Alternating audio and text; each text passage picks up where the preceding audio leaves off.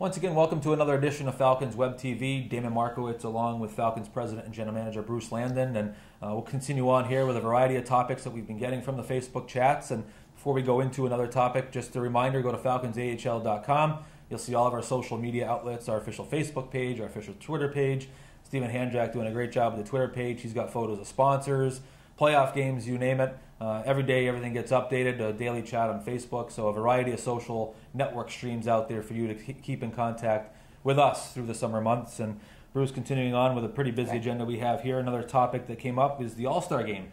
And are there any chances at all in the recent or the near future to have an All-Star Game here in the city of Springfield? Well, there's always a chance. It's not going to be next year, certainly, but there's always a chance. You have to bid. There's a bidding process, again, so the fans understand. There's a bidding process that goes into that the league has some pretty strong mandates of certain criteria you have to meet to be able to host the All-Star Game. We have certainly the right facility for it, and we have the hotels in place in close location. We have other things for the governors to do that come in, and the other fans that come in, certainly the Basketball Hall of Fame and the museums up the road. So we have the full package if we opt to do it. But again, we made a decision about 2 years ago with the old ownership group that we really felt it was important we build our business first. The teams I've spoken to that have hosted the All-Star Games said it's been a heck of a challenge for their staffs. When I talked to people in Worcester, they said it just completely drained their staff and affected their other business going forward because there's so much time that has to be put into putting the All-Star event on. It's not just one game; it's a whole event for about 3 days, basically. So it's something that I haven't had a chance to really speak to Charlie too much about it. Charlie will be up here sometime in the next few weeks, and there's a number of topics that we're going to get into, such as the All-Star Game, whether it's something that we should look to putting a bid in down the road, and other things as well. So on that topic, I just need to sit tight until Mr. Pompey gets involved and we have a chance to see if that's something that he thinks would make sense for us right now. Absolutely. We'll segue now into a few different topics involving the arena and parking and things like that. And since I already mentioned the parking, that came up. As far as parking prices go, just walk us through. I think sometimes people may assume that we control the parking and we own the parking. Obviously not the case. Not the case at all. Actually, I have to negotiate a parking contract with the parking authority every single year. It's a year-by-year contract. They've been very fair to us. I can't say enough about Hal King and the people I deal with at the parking authority. They've been great to deal with. And I think we're $5 right now for the fans. You go around our division, around the American Hockey League, you can't find, I don't think, parking for $5. So we've been very fortunate. Whether it's going to go up or not for next season, again, it's out of our control. It is part of the negotiations and discussions I'll have with the parking authority, and those meetings don't take place usually until August. So I won't have a handle on that for a few more months. But certainly we try to keep the rates as low as we can. We don't control it. I wish we could for a lot of different reasons, but. And there's also discussions about the parking garage itself.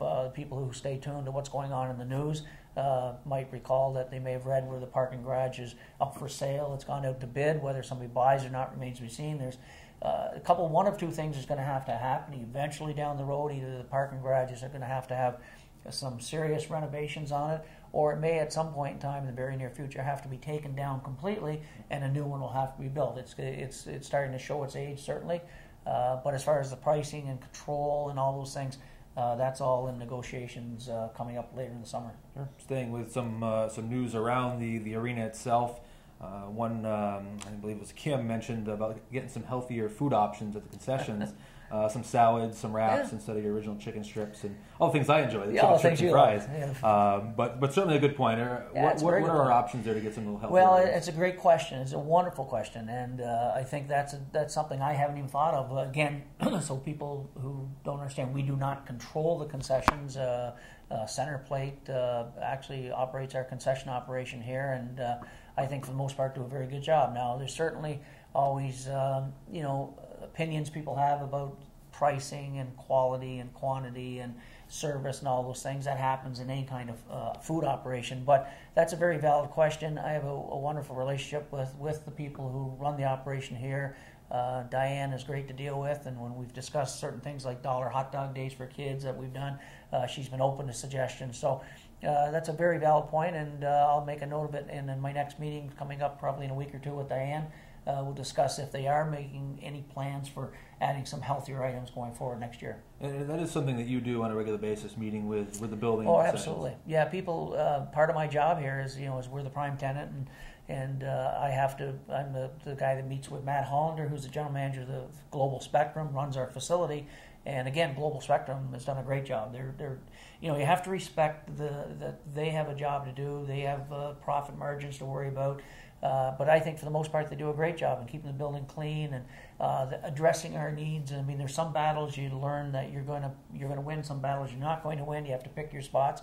But dealing with Matt Hollander, we're both very similar in that we don't like hidden agendas. If we've got a concern, we put it on the table. We discuss it openly and professionally, and we've done that ever since Matt's been here. And I have utmost respect for Matt and the job he's done, and the same with the concession operation and actually all the people in the building. I think we have a good working relationship with the building in a lot of different areas, and that's important to being able to make some changes or do the things we want to do. But again, fans, people have to realize we don't control all those things. We don't control our box office, but we have to work with them and voice concerns if there are some, bring up issues if there are some, and try to resolve those issues. Damon Markowitz, along with Falcons President and General Manager Bruce Landon, another edition of Falcons Web TV. Once again, go to falconsahl.com all summer long. Check out our official Facebook page, official Twitter page. Everything's updated on a daily basis. Great way to stay in tune with the Falcons organization throughout the spring and summer months. And Bruce, sticking on some building items here. A great point that was brought up to me yesterday on one of our chats was possibly, we got that gorgeous, beautiful bar facility up on the concourse. Is there an option ever to open that up early where people can kind of come in for a little happy hour right after 5 o'clock type of feel and then go right into the game? I think right now it opens up for the most part an hour before game time. You're talking about the main bar on the main bar on the concourse, yeah. I think there's some other arenas that open it up pretty early on so you can go in and use that for your after 5 networking. It's, again, a good question. Something certainly that has to be brought up to Diane and the concessionaire, whether or not that can happen. I think it'll boil down to would it get enough use to justify the expense of the bartenders and opening up early. And I would also have to say there may be, and I'm not an expert on this, there may be, based on what their license calls for. I know one of the things I had talked to Diane about is doing some post-game events in there of keeping the bar open post-game to be able to go in and still serve alcohol, but their license prohibits that. I believe at the start of the third period, their license calls for that bar to be shut down with no more alcohol to be served. So whether or not that is on the front end as well, I don't know, Damon, to be honest with you, but certainly, again, these are good questions, and that's the beauty of having the interaction with the fans on Facebook, and again, interaction with the fans who identify who they are, aren't afraid to engage in conversation and with you during the chats, and for us to openly discuss it. So these are very good questions, and questions I will take to Diane, and we'll get some answers, and the next time we have a chat, I'll have some answers. Yeah, every week we'll be doing this, so as the answers come in, we'll certainly relay those out to everyone. And once again, the questions have been really, really good. Appreciate everyone taking the time. I don't always have an answer myself, so I apologize for that, but always search for the answers as well, so appreciate that.